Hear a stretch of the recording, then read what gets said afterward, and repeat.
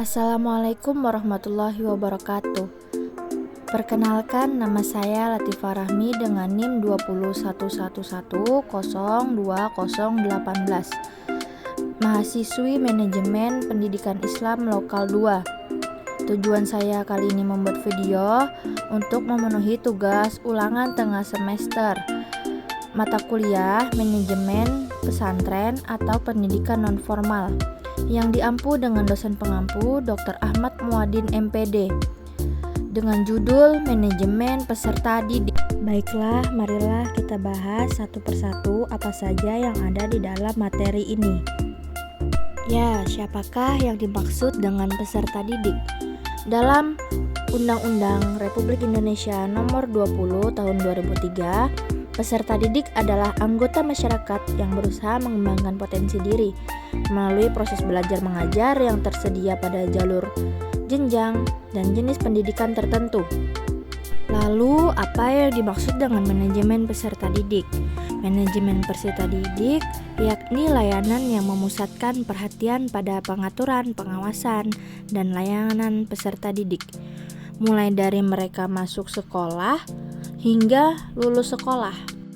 Adapun tujuan manajemen peserta didik yaitu mengatur kegiatan-kegiatan peserta didik agar menunjang proses pembelajaran mereka di lembaga pendidikan atau sekolah.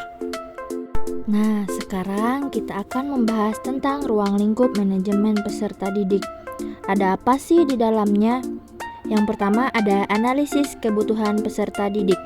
Pada tahap ini, pihak sekolah menentukan mendata seberapa banyak kebutuhan peserta didik didasarkan pada rasio peserta didik dan guru maupun lokasi yang tersedia. Berikutnya ada rekrutmen. Rekrutmen peserta didik.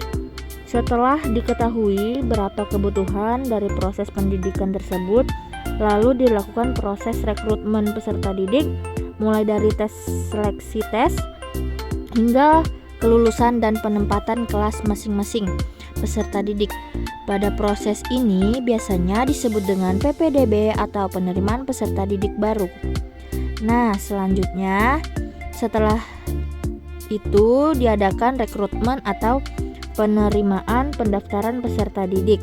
Maka dilakukan seleksi, lalu setelah diseleksi ada proses orientasi peserta didik. Nah, kemudian ada penempatan peserta didik, yakni pada kelas berapa wali kelasnya siapa, dan bagaimana kemudian ada pembinaan dan pengembangan peserta didik. Dalam hal pembinaan dan pengembangan peserta didik, biasanya ada orientasi siswa dan kegiatan ekstrakurikuler bagi pengembangan minat dan bakat mereka. Kemudian ada pencatatan dan pelaporan. Nah, pencatatan dan pelaporan peserta didik ini biasanya diantaranya dalam bentuk rapor peserta didik yang berupa nilai-nilai peserta didik maupun progres pengembangan belajar. Termasuk juga ada yang disebut dengan buku konsultasi dan buku hubung antar wali siswa dan guru. Berikutnya masuk dalam ruang lingkup manajemen peserta didik dan kelulusan dan alumni peserta didik. Jadi, walaupun alumni tetap dikoordinir supaya menunjang proses dari pengembangan sekolah itu sendiri. Nah, di samping ruang lingkup yang tadi dijelaskan, ada juga beberapa layanan khusus yang menunjang manajemen peserta didik. Di antaranya adalah sebagai berikut. Yang pertama ada layanan bimbingan dan konseling. Biasanya layanan ini untuk membimbing siswa supaya belajar mereka lebih terarah.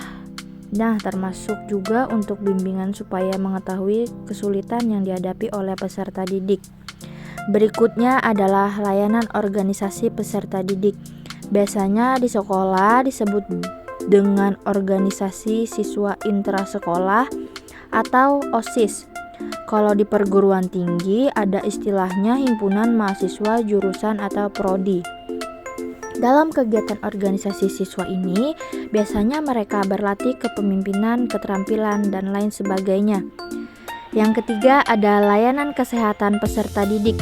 Biasanya di sekolah disebut dengan usaha kesehatan sekolah atau UKS, atau juga klinik sekolah atau rumah sakit sekolah.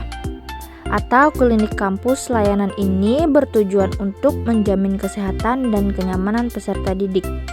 Jadi, jika ada peserta didik merasa sakit di sekolah, maka ada UKS yang siap merawat dan mengobati peserta didik. Selanjutnya ada layanan kantin atau kafe. Juga penting karena siswa atau mahasiswa biasanya membutuhkan beberapa makanan pada saat mereka sedang beristirahat dari belajar. Terkadang kantin juga dijadikan sebagai sarana bersosialisasi pada para siswa. Mereka bisa berinteraksi dengan lebih santai dan lebih dekat. Lalu ada layanan asrama. Jadi beberapa institusi menyediakan sebuah asrama bagi siswanya. Biasanya ini sekolah yang belajarnya full atau boarding school. Disebutnya adalah layanan pengembangan minat dan bakat peserta didik. Biasanya ini berwujud dalam bentuk kegiatan ekstrakurikuler. Ada kegiatan bola basket, voli, tari, musik, dan sebagainya. Tentu saja semua kegiatan itu bertujuan untuk mengembangkan bakat dan minat mereka supaya lebih berkembang secara maksimal. Impian tadi dari materi dan pembahasan tentang manajemen peserta didik yaitu bagaimana cara saat penerimaan peserta didik, lalu kemudian bagaimana cara mengelola mereka dalam organisasi peserta didik, kemudian mencoba mengembangkan bakat dan minat yang tersebar dimiliki dalam sebuah kegiatan berupa ekstrakurikuler dan kegiatan lainnya. Cukup sekian pemaparan materi dari saya tentang manajemen peserta didik. Semoga ini bisa bermanfaat. Kurang lebihnya mohon maaf. Wassalamualaikum warahmatullahi wabarakatuh.